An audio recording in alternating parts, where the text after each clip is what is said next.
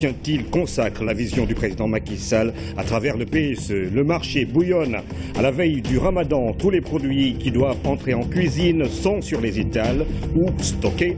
Les commerçants ont pris les devants pour éviter tout manquement entre les sucres et autres aliments. Une clientèle prête à débourser malgré quelques hausses.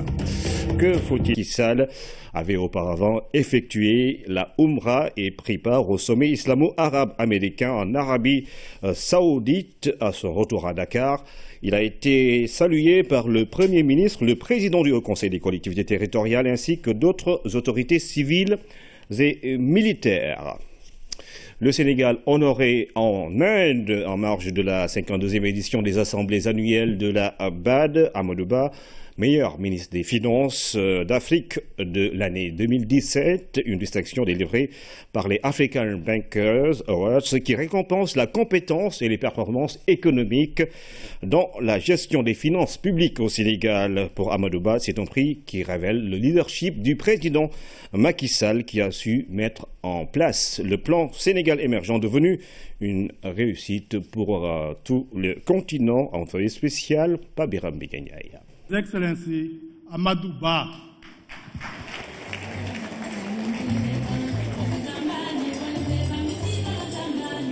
C'est en même temps une consécration et la reconnaissance d'une vision porteuse d'émergence, celle du président Macky Sall qui définit la politique de développement du Sénégal et traduite en actes par le gouvernement.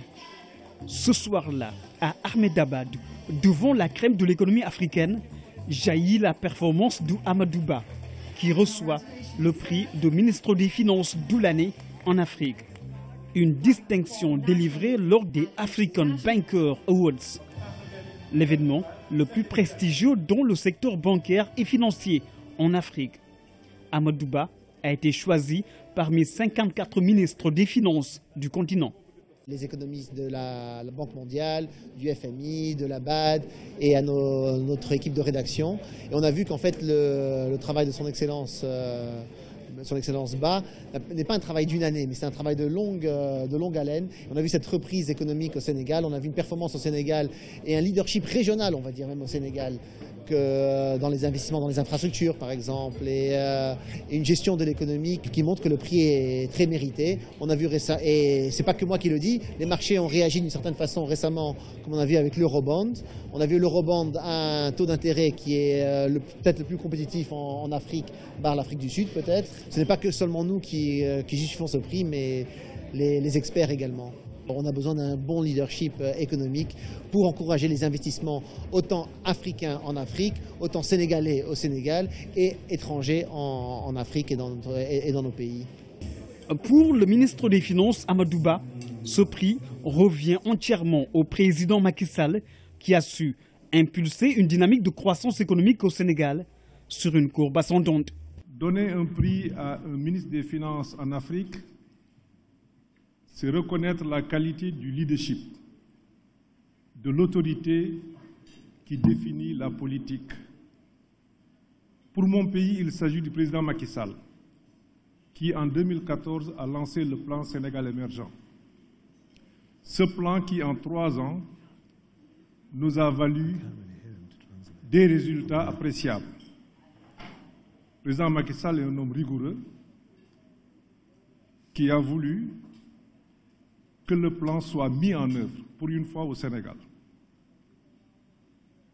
La croissance est revenue, elle est très vigoureuse, à 6,5% en 2015, 6,7% en 2016, et on prévoit 6,8% en 2017. Tout cela avec une réduction du déficit budgétaire, une absence d'inflation.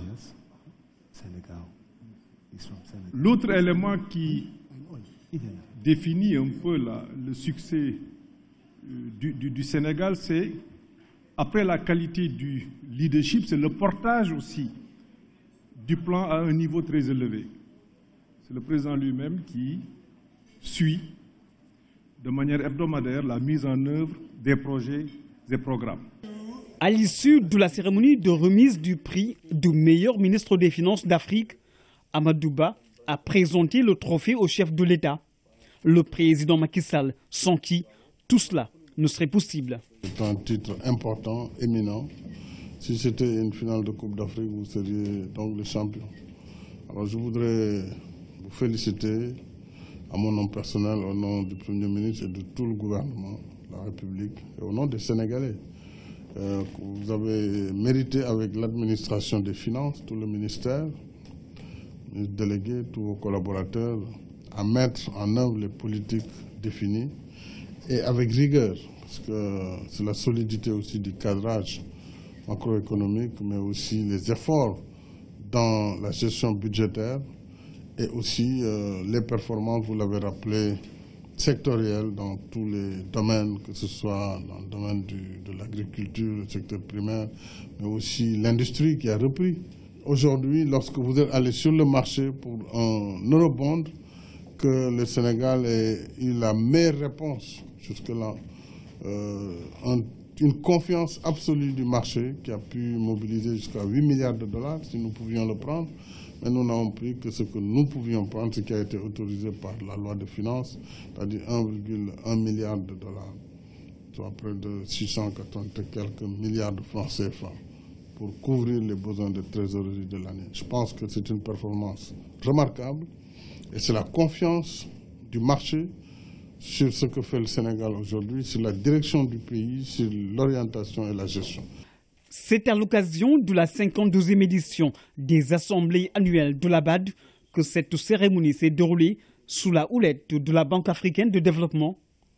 Leadership et compétences ont été récompensés. 82 km de pistes sur l'axe Linguère-Doli. Les travaux initiés par le PUDC permettent aux populations de se déplacer sans trop de difficultés. De plus, les marchés hebdomadaires sont devenus très accessibles. Trafic régulier et allure normale sur la piste Linguère-Doli. Ce qui était jadis un calvaire est devenu une véritable promenade de santé pour les usagers. D'un linéaire de 82 km, la piste est praticable sans encombre. Ici, des obstacles, il n'en manquait pas, surtout en période d'hivernage. C'est extraordinaire. Le président de la République. Nous en remercions le président de la République. Il n'était pas du tout facile d'accéder au marché. Nos véhicules s'embourbaient à longueur de journée dans le sable. Maintenant, nous faisons le trajet en moins de 20 minutes parfois. Parfois, mais actuellement, à 15 minutes, 20 minutes,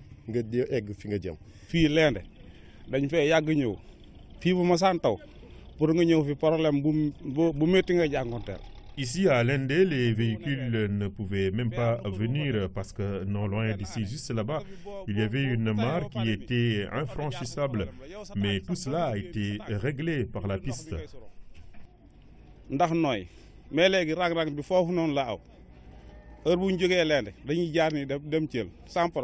Au-delà du désenclavement, la piste permet de connecter et surtout de faire vivre 57 villages. Et parmi ces derniers, plusieurs, à l'image du village de Lende, abritent un marché hebdomadaire. Pour les femmes, il est maintenant plus facile de venir s'approvisionner et d'écouler la marchandise. Même pour aller à Linguère, c'était impossible. Le trajet pouvait durer des heures entières. Mais désormais, les véhicules viennent sans problème et à tout moment.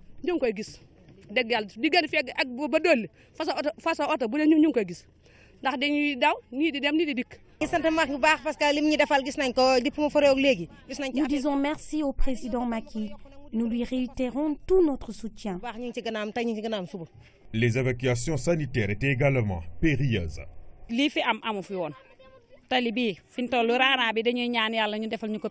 C'est une aubaine pour nous. Pour les consultations médicales, il nous fallait aller jusqu'à Tcharny, à 15 km. C'était trop dur.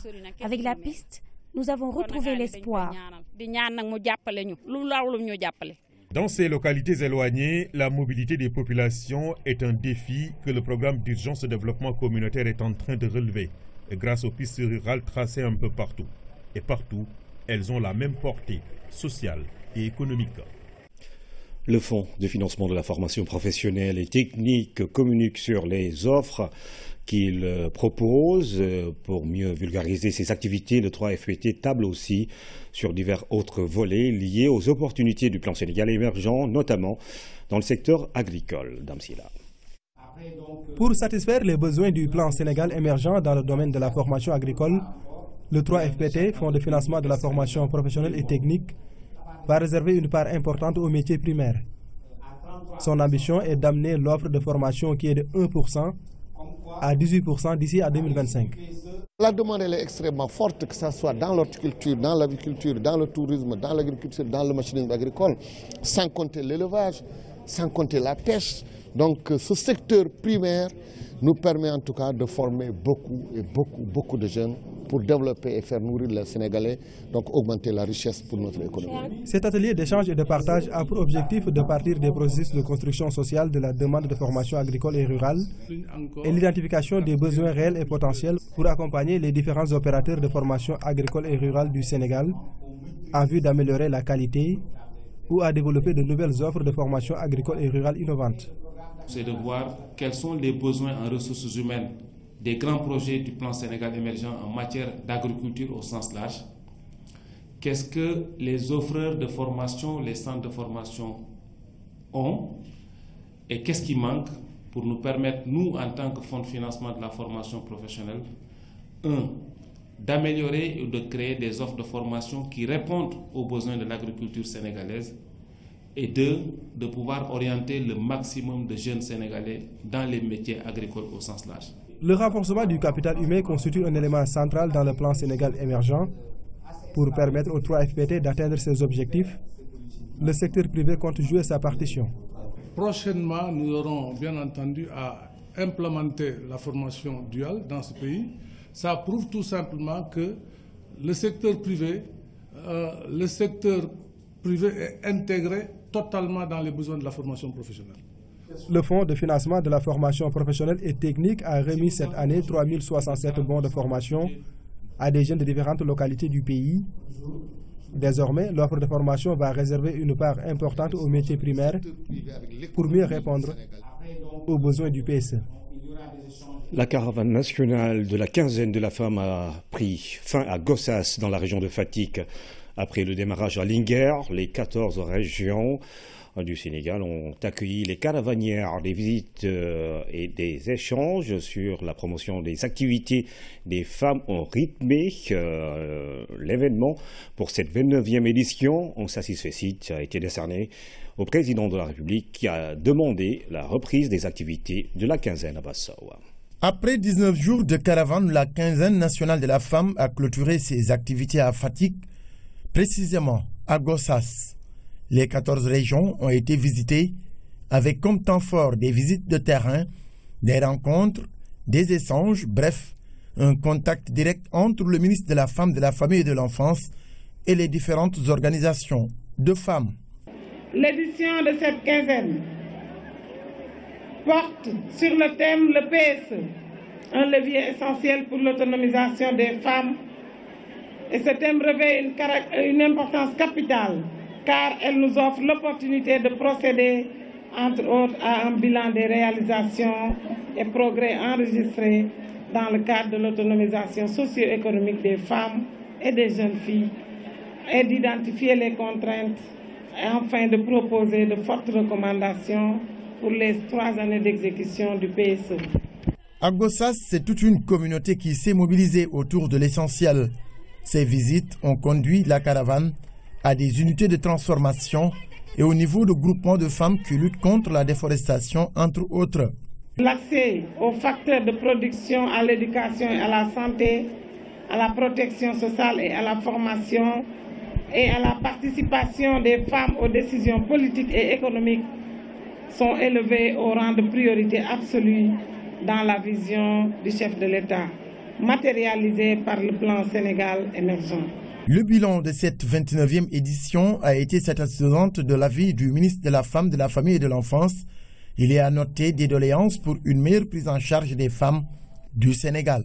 Les 3 axes stratégiques du plan Sénégal émergent visant une transformation structurelle de l'économie, Une amélioration significative des conditions de vie des populations avec une lutte plus soutenue contre les inégalités sociales et le renforcement de la sécurité, de la gouvernance et de la protection des droits et libertés concerne particulièrement les femmes. Bravo à son Excellence, Monsieur le Président de la République, pour sa vision éclairée, surtout en faveur des femmes.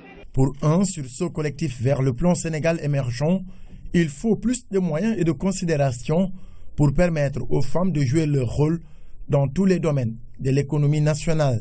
Nos vives félicitations et notre engagement total au président Macky Sall. Des notes de félicitations et d'encouragement ont été adressées à toutes les femmes et au président Macky Sall pour la reprise de la quinzaine nationale de la femme. La quinzaine, des moments forts d'échange et de communion. Le club Sénégal émergent appelle pouvoir et opposition au dialogue.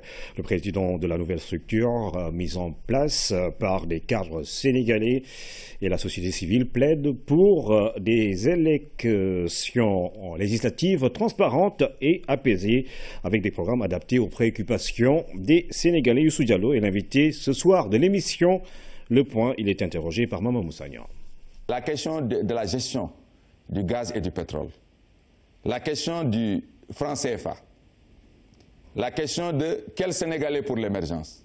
Parce que dans nos attitudes et nos comportements, est-ce qu'aujourd'hui le Sénégalais, sui generis, est prêt à assumer l'émergence, etc. Sur toutes ces questions, nous sommes en train de vouloir mener une réflexion vraiment critique pour approfondir l'ensemble de ces questions. Notre avantage comparatif le plus important au plan international, ce n'est ni le pétrole, ni le gaz, ni l'arachide ou autre chose, mais c'est notre démocratie. Le Sénégal se vend à l'extérieur par sa démocratie apaisée. Nous avons connu des alternatives pacifiques, saluées de partout. Mais au jour d'aujourd'hui, il vous est rare de voir l'opposition et le pouvoir autour d'une table débattre, dialoguer, discuter, faire des offres alternatives au peuple sénégalais, comme cela se fait dans de grandes démocraties. Et de ce point de vue-là, le club Sénégal émergent doit jouer son rôle. Dans une démocratie où on ne dialogue pas, c'est des monologues croisés. Notre démocratie doit être aujourd'hui et en mesure de dépasser cette situation. C'est la raison pour laquelle, pour ce qui concerne les élections législatives, nous comptons, au sortir du Ramadan, organiser un grand panel de l'ensemble des acteurs politiques, y compris l'État, le ministère de l'Intérieur, pour faire le point. Il y en a qui disent, pour les cartes, c'est prêt, c'est pas prêt, on risque de reporter, on risque de ne pas reporter. Le retrait pose problème. Le retrait, etc.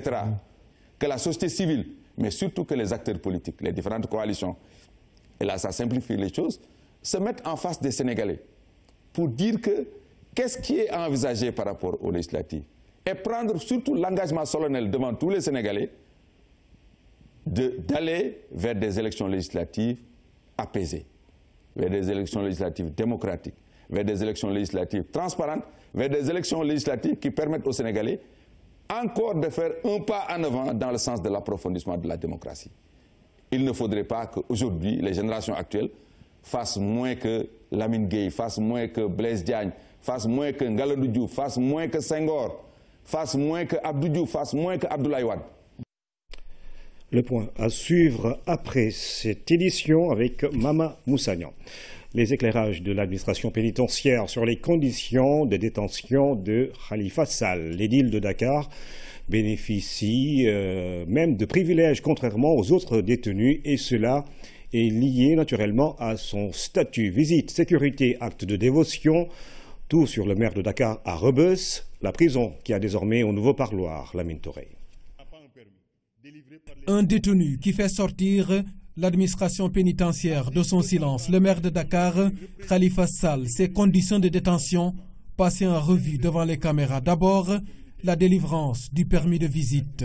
Il est important de préciser qu'il y a deux textes qui régissent les relations entre les détenus et l'administration pénitentiaire. C'est d'abord le Code de procédure pénale, en son article 103, et les articles 685 à 698 de ce même Code de procédure pénale.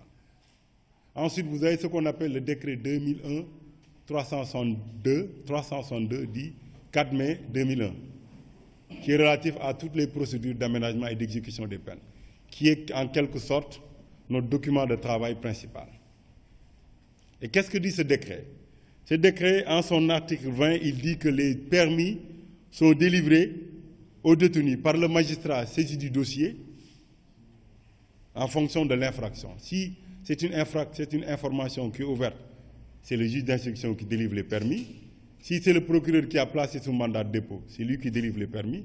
S'il s'agit maintenant d'un condamné, le permis de visite est délivré par le juge d'application des peines. Donc l'administration pénitentiaire ne délivre pas de permis de visite ni de communiqué. La loi est formelle et sans équivoque, mais sur le cas Khalifa Sall, les exceptions des dispositions réglementaires sont utilisées. Depuis son incarcération, il a totalisé 206 visites comparées aux autres détenus. Les visites au Sénégal, il n'y en a que 2 jours. C'est le mercredi et les dimanches et les jours fériés. Mais il se trouve qu'on a dit prendre sur nous pour instaurer une règle ici à Rebeuss. Parce que Rebeuss, c'est 2000 et quelques détenus. En 2 jours, personne ne pourra voir sa famille. Donc l'administration pénitentiaire a pris sur elle, depuis des années, d'accorder 2 jours de plus. Ce qui fait qu'à Rebeuss, vous avez 4 jours de visite. Et mieux, la journée du lundi, qui n'est pas par définition une journée de visite, a été réservée pour des cas exceptionnels. Et M. Sall est rentré dans ce cas exceptionnel. Donc on lui a réservé, avec d'autres détenus, la journée du lundi. Et c'est un cas à part par rapport aux autres détenus. Donc il a une journée presque à lui tout seul, qui lui est réservée. Et dans cette journée, il reçoit 20 visites par jour. C'est lui qui choisit sur la liste qu'on lui présente le jour de visite, les personnes qu'il veut visiter. L'essentiel, c'est que le chiffre ne dépasse pas 20. Et je précise qu'il n'y a pas de conditionnalité de temps. Les autres détenus du Sénégal, ici à Rebeuss précisément, ont droit à 5 minutes lors des visites. Mais pour M. Khalifa Sall, il n'y a pas de conditionnalité. C'est un aménagement qu'on a dû faire. Il a été séparé aussi des autres détenus. Donc il n'est pas en emprisonnement collectif, il est en emprisonnement individuel. Sur les informations relatives à l'accès à la mosquée et à la bibliothèque, l'administration pénitentiaire a apporté des clarifications. Concernant maintenant la mosquée et la bibliothèque, je précise que pour la mosquée, c'est d'abord pour des raisons de sécurité. Rebeuss, c'est 2000 et quelques détenus qui chaque vendredi vont à la prière. Il nous appartient, nous, administration pénitentiaire, de s'assurer que toutes les conditions de sécurité sont garanties. M. Sall étant une personnalité de ce pays, on nous reprocherait de ne pas avoir pris les mesures de sécurité si quelque chose peut lui arriver. Donc, pour la prière, c'est des mesures de sécurité que nous, on a à y apprendre. Pour la bibliothèque, il n'a jamais été question de lui refuser d'accès à la bibliothèque, d'autant plus qu'il n'a jamais demandé à aller à la bibliothèque. La bibliothèque, les gens y font sur demande. Il ne l'a pas fait. Les cours de Coran, c'est le 19 avril qu'il a demandé à avoir un maître coranique. Un maître coranique qui est un détenu ici comme lui, a été mis à sa disposition. Pour rendre confortable le séjour des détenus à Rebeuss, l'administration carcérale a dû se conformer à une modernité digne de son nom dans le milieu. Un parloir neuf avec des conditions de sécurité et de communication garanties.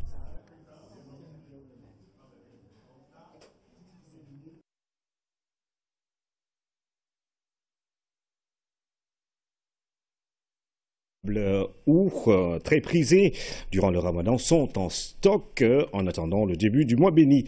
Les commerçants ont pris les dispositions nécessaires afin de satisfaire la clientèle, hausse cependant sur quelques denrées. Constat avec notre reporter Aminata Bengfal.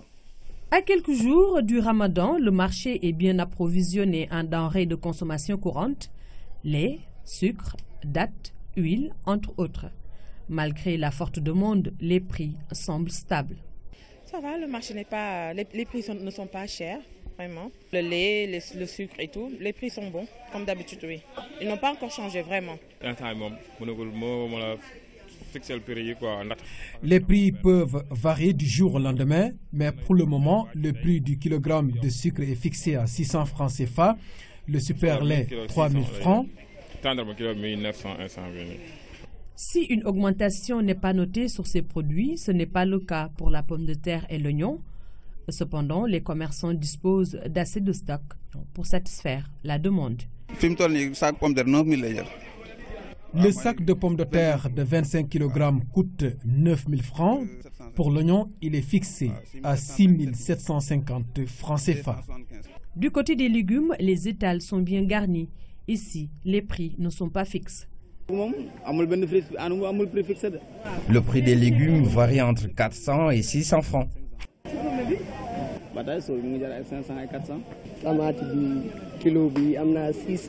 Le kilogramme de tomates est fixé à 600 francs.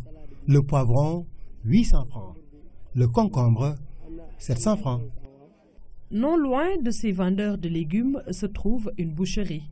De la viande de bœuf et de mouton à des prix fixés respectivement à 2 800 et 3 400 francs CFA le kilogramme.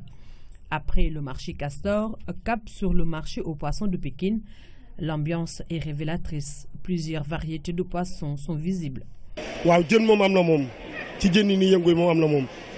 y a du poisson, du cédeux, ndiané, todj, capitaine ou carpe rouge.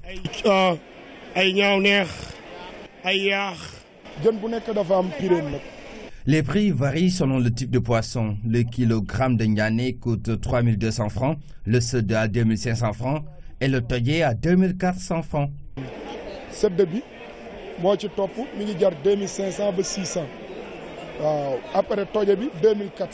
Des poissons qui ne sont pas à la portée de toutes les bourses. Les clients déplorent cette situation. C'est difficile vraiment. Il y a du poisson certes, mais c'est cher. Nous demandons juste aux hommes d'augmenter la dépense quotidienne.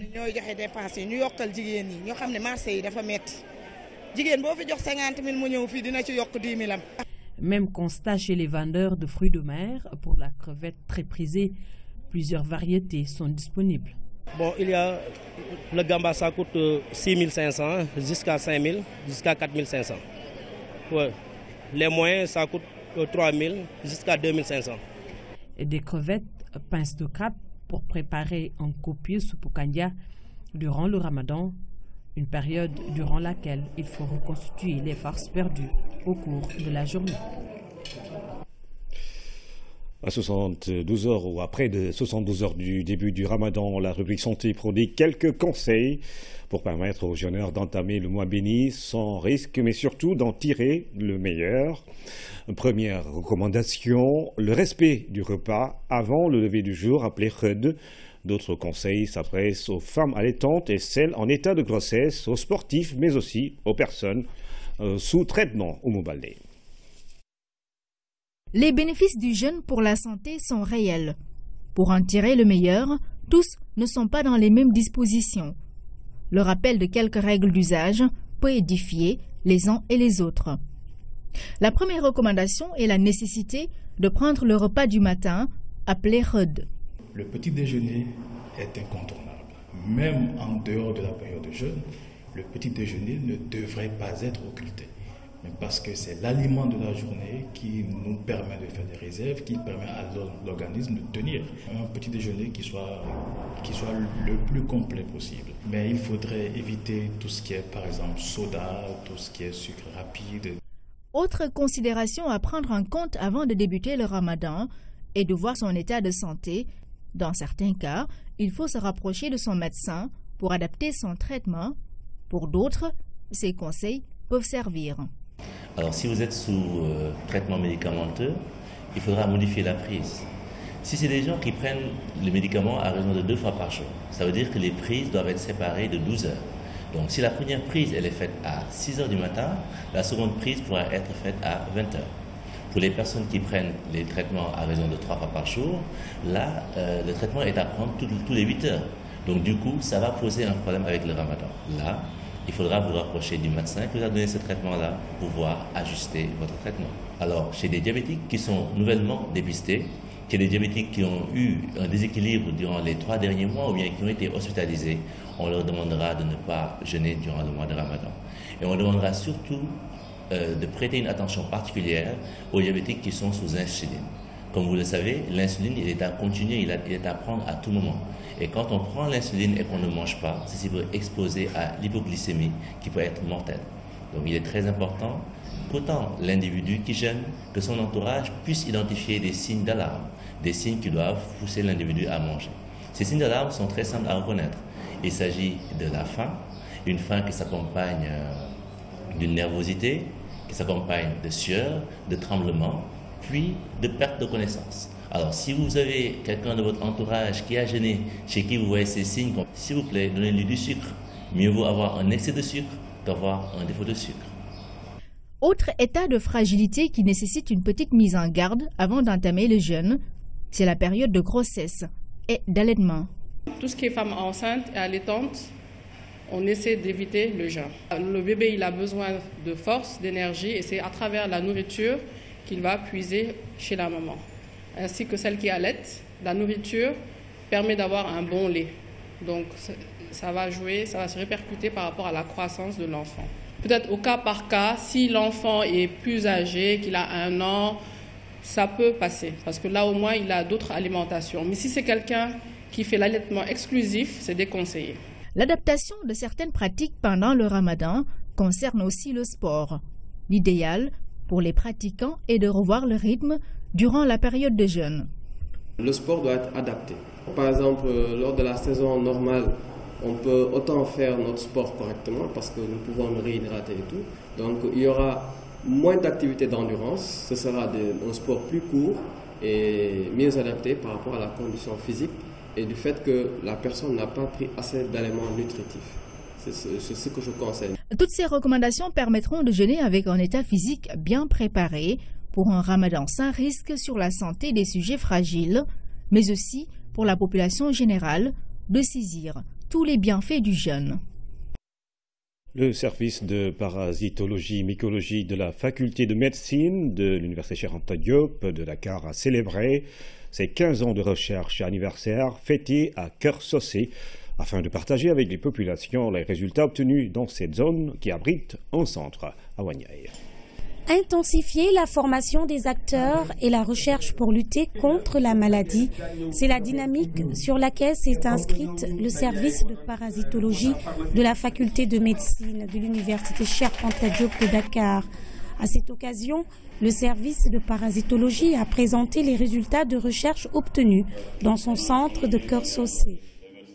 Ce centre de recherche et de formation a vu la réalisation d'importantes études dans la lutte contre la maladie. L'impact de la maladie est au niveau des zones périphériques, au niveau des zones les plus reculées. Et nous avions pensé qu'en capacitant les agents de santé communautaire, il était possible d'avoir de bons relais pour adresser les problèmes du paludisme.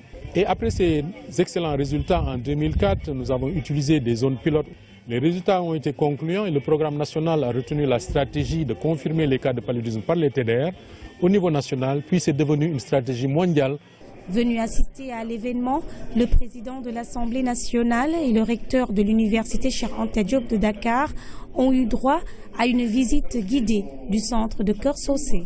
Le service de parasitologie, sous la direction du professeur Oumar Gaye, a décidé de quitter le confort de Dakar pour venir s'installer au cœur du Saloum, y conduire une recherche de pointe avec des équipements de pointe.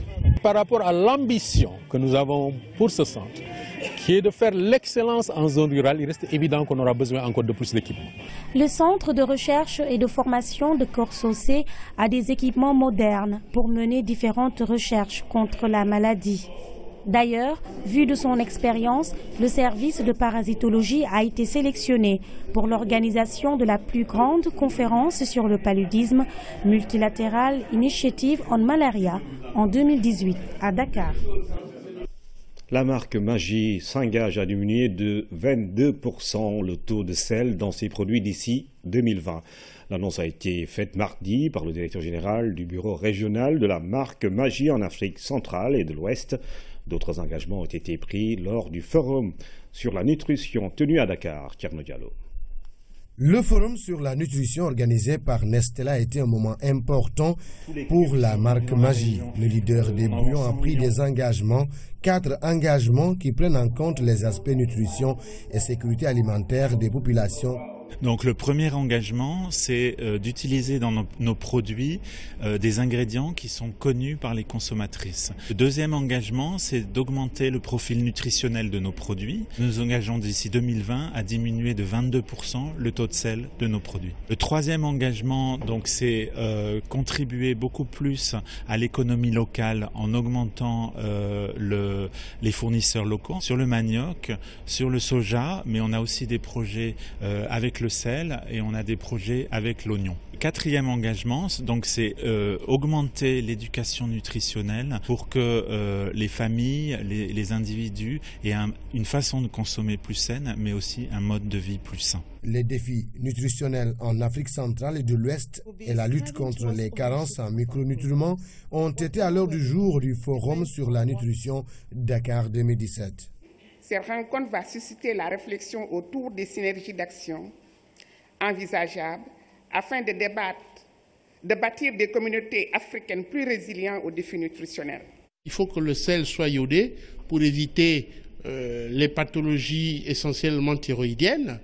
Il y a le zinc et le sélénium, vous avez le potassium, vous avez la vitamine B1. Il faut manger beaucoup de fruits, beaucoup de légumes. Il faut réduire les graisses saturées. Ces défis nutritionnels portent autant sur la malnutrition par déficit que la malnutrition par excès, notamment le surpoids et l'obésité.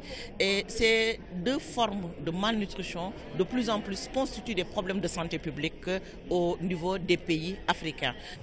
Les participants au Forum sur la nutrition Dakar 2017 venus de l'Afrique centrale et de l'Ouest ont eu droit à une visite à la fabrique Nestlé Sénégal. Voir la réalité en action. Nous allons à présent suivre une caravane pour nous rendre à Kébémer qui a accueilli la 14e édition de Kébé Santé. Cette année, l'événement a débordé les limites de la commune pour toucher Nantes. Plus de 4000 personnes ont été consultées. Une conférence a été donnée par le directeur de la pharmacie et du médicament. Nous allons revenir sur tout cela avec Oumar Diawa. Et puis, la SDE remet du matériel d'assainissement à la commune de Gorée en geste pour améliorer le cadre de vie dans l'île Mémoire, sélectionnée récemment parmi les 8 îles pionnières du développement durable. Jeanne Dior. Certaines entreprises font de la préservation de l'environnement de Gorée une priorité.